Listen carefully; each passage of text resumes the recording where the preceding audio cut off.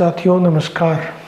आज के इस एपिसोड में मैं आपके समक्ष पुनः उपस्थित हुआ हूँ और जो धैर्य और भारतीय संस्कृति में धैर्य की परिभाषा दी गई है उस पर चर्चा, सहनशीलता की चर्चा आपके समक्ष लगातार कर रहा हूँ।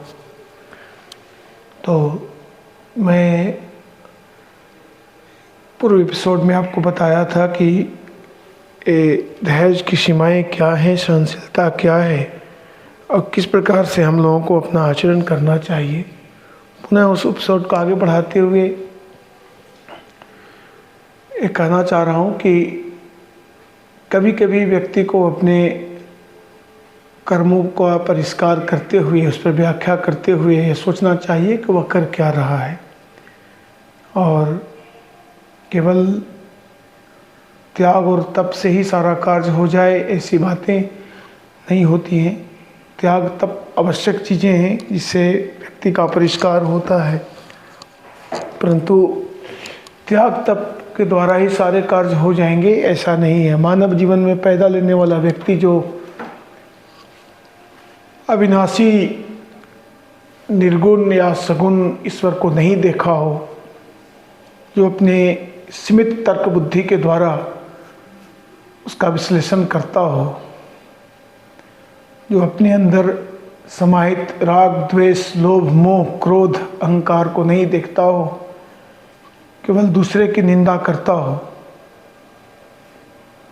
वैसे जगत में रहने के लिए केवल त्याग और तप से काम लेने से नहीं होगा। हम अपने संस्कृति में इन चीज़ों का निदर्शन पाते हैं। इसमें परशुराम जैसे वॉरियर सेंट जो एक योद्धा संत थे, उनकी उपस्थिति है। साथ साथ हम अपने ही संस्कृति में क्या किया जाना चाहिए इसका भी झलक पाते हैं। राष्ट्रकवि दिनकर ने लिखा है कि रे रोक युधिष्ठिर को न यहाँ जाने दे उनको स्वर्ग धीर, मर फिरा हमें गांडीव गदा लौटा दे अर्जुन भीम वीर। कह दे शंकर से आज हुए करें प्रलय नित्य फिर एक बार, सारे भारत में गूंज उठे हर हर बम का महोच्चार। इसका मतलब है कि त्याग तप सहनशीलता की प्रतीक युधिष्ठिर की तत्काल समय में आवश्यकता नहीं है। इसलिए उन्होंने कहा रे रोक युधिष्ठिर को न यहाँ जाने दे उनको स्वर्ग धीर, मर फिरा हमें गांडीव गदा लौटा दे अर्जुन भीम वीर।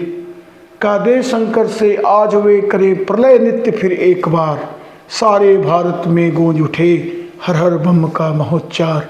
तो राष्ट्र कवि ने शिव जो शांति के प्रतीक हैं उसको छोड़कर रुद्र जो विनाश के प्रतीक हैं, जो तांडव करते हैं, उसको ग्रहण करने की बात कही है। और काल समय और परिस्थिति के वश, जिसके बस में हम सभी हैं, उसको अंगीकार करने की बात कही है।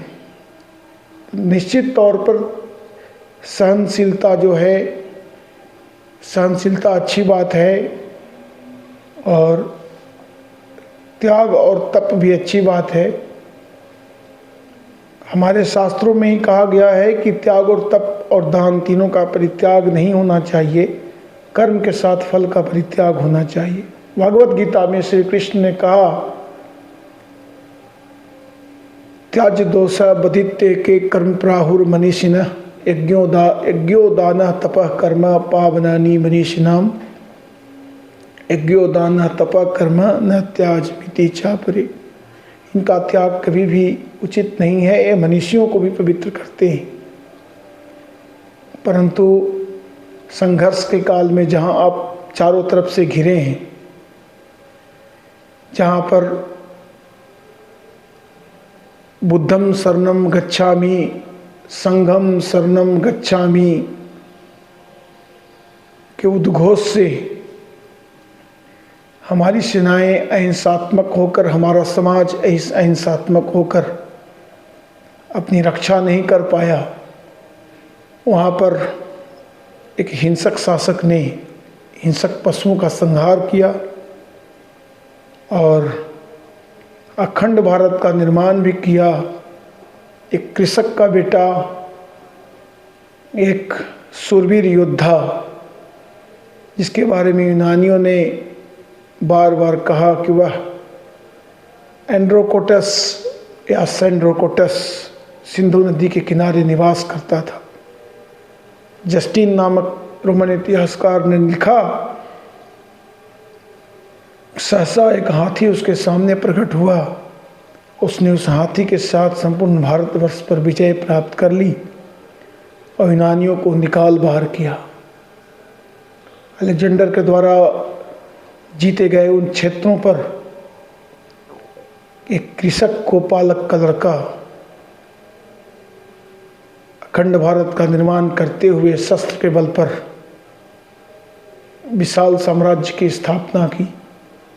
ऐसा नहीं है कि वह त्यागी नहीं था, वह सात्विक नहीं था, वह महान आदर्शों से प्रेरित नहीं था। सम्राट चंद्रगुप्त मौर्य जिस लड़के की बात कर रहे हैं उसका नाम है, उसने जिस भारतवर्ष को एक कर मगध को राजधानी निर्धारित करते हुए स्थापित किया था, वो एक सात्विक राजा थे और सत्व गुण उनमें उतना ही कूट कूट कर भरा था जितना रजस गुण भरे हुए थे। तो हमें देखते हैं कि व्यक्ति का जो आचरण है उस समय और काल और परिस्थिति के अनुसार फिक्स होता है और उसके अनुरूप ही वह अपना आचरण अख्तियार करता है। धर्म या कर्म हमें इन चीज़ों के लिए नहीं रोकते। धर्म और कर्म उन रास्तों को बताते हैं जिस पर आरूढ़ होकर हम आगे बढ़ते हैं। अन्य दर्शनों में भी अन्य स्थलों के दर्शन जैसे philosophy of Romans and philosophy of later on Christianity, ये पाते हैं कि संघर्ष की महत्ता को स्वीकार किया गया है। मध्यकाल में जब यूरोप पर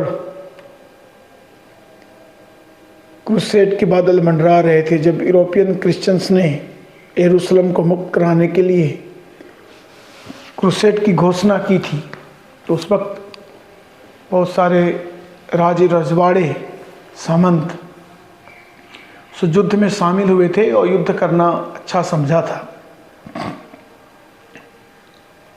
और मिडिल ईस्ट में आकर, यरूशलेम में आकर बहुत सारे लोग मारे गए। यरूशलेम को आज़ाद भी करवाया और इस क्रम में उन्होंने अपने जान की बाजी लगाई। उदाहरण स्वरूप मैं देना चाह रहा हूँ, द्वितीय क्रूसेड में British king emperor Richard the Lionheart और होली रोमन एम्परर फ्रेडरिक, इसको फ्रेडरिक बारबरोसा कहा जाता है, उसने लैंडमार्क से कंस्टेंटिनिया होते हुए यरूशलेम को आज़ाद करने के लिए with 70,000 forces he marched from the Seljuk territories, और उसने युद्ध किए और लगातार युद्ध के मार्ग पर अग्रसर होकर यरूशलेम को आज़ाद कराने का प्रयास किया। और रिचार्ड ने तो उस वक्त जो अयूबिड्स, इजिप्ट के अयूबिड्स थे, जिसके शासक सलाहुद्दीन अयूबी थे, इसको सलाहुद्दीन क्रिश्चियन इतिहासकारों ने लिखा है।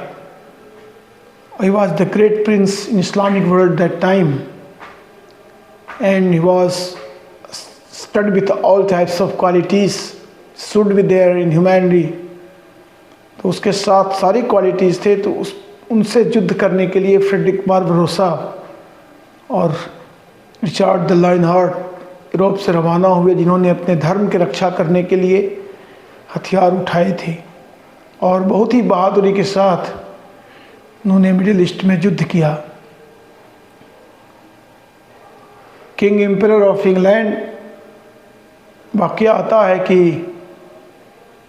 ये इब्न खुर्दारद्वा नाम के एक इतिहासकार ने एक तिब्रित लेखक ने लिखा है, जब सलादीन जाफा के किले पर अधिकार कर, जाफा एक किला है जहाँ पर अधिकार कर वो क्रिश्चियनों को आत्मसमर्पण करने के लिए बाध्य किया और उनसे रैंसम मतलब वो राशि कुछ वसूल करके, जिसको फीदिया फारसी में फीदिया कहा जाता था, वसूली की कार्रवाई हो रही थी और क्रिश्चियनों का झंडा हटा करके इस्लामिक झंडा वहाँ लहराया जाने वाला था।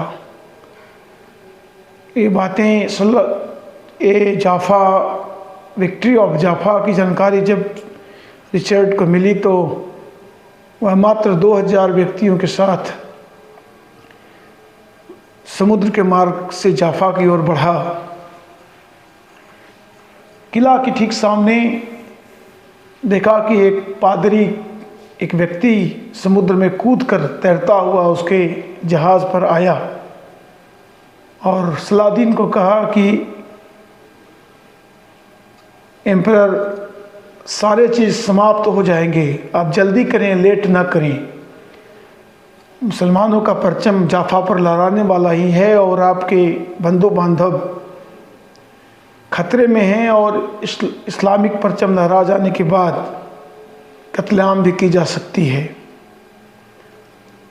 कथाएं कहती हैं कि रिचार्ड ने अपने जहाज़ पर अपना हॉलवर्क, जो उसका कुल्हाड़ी था, उसको लहराते हुए नारा बुलंद किया और समुद्र के किनारे कूद पड़े, जबकि 20,000 मुस्लिम फोर्स को सलादीन ने लगा रखा था कि रिचार्ड के एडवांस को रोके। परंतु मुस्लिम हिस्टोरियन इब्न खुर्दारदवा ने लिखा है कि वह अपने हॉलवर्क लेकर के कूद पड़ा। Dennis X, the English translation of हॉलवर्क is Dennis X. He plunged himself into the warfare and harvested the Saracen as if the calves were cut by the sickles.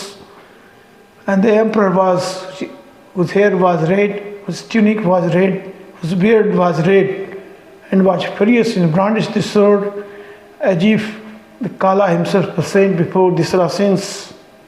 वह एम्परर जिसके बाल रेड थे, ट्यूनिक भी red थे, जिसकी दाढ़ी भी रेड थी, उसने इस प्रकार से तलवार को भांजा। सरासिन, जिन्हें अयूबिट्स को क्रिश्चियन इतिहासकारों ने सरासिन्स लिखे हैं, उसको इस प्रकार से मारा जिस प्रकार फसल को दरांती से काटे जाते हैं। 20,000 की सेना, बहुत सारे लोग मारे गए और सलादीन की सेना परास्त हुई। और स्वयं इब्न खुर्दारदवा ने लिखा है कि सलादीन को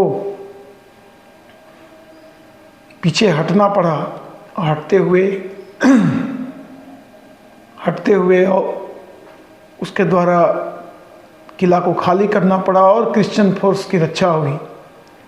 धर्म के लिए रिचार्ड ने इस प्रकार के युद्ध लड़े जो उसके कर्मों का पोप के द्वारा डिफाइन किया गया था। पुनः फ्रेडरिक बारबरोसा जो जर्मन एम्परर थे, वो 70,000 की सेना लेकर सल्जक टेरिटरी से आगे बढ़ते हुए मुसलमानों को पराजित करते हुए यरूशलेम की ओर आगे बढ़े।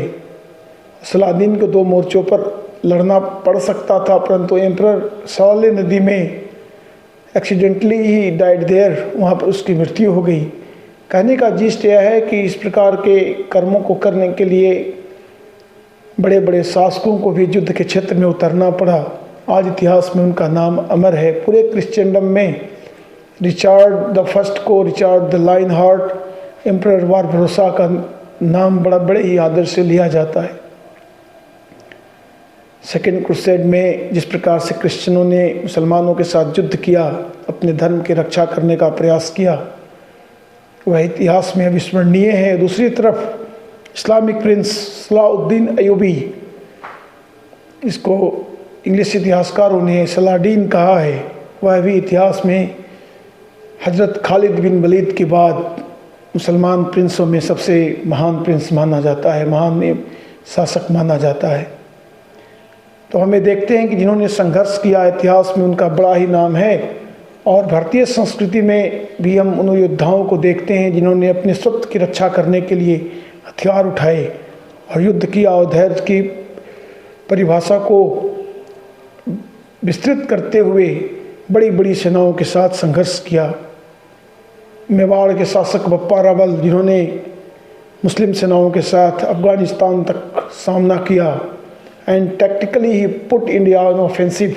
इंडिया कभी भी ऑफेंसिव नहीं रहा, पर मेवाड़ के राणा बप्पा रावल ने इसको ऑफेंसिव बनाया और 200 साल तक आक्रांताओं ने भारत की ओर देखने का भी साहस नहीं किया। उसी प्रकार मुगलों के खिलाफ संघर्ष करते हुए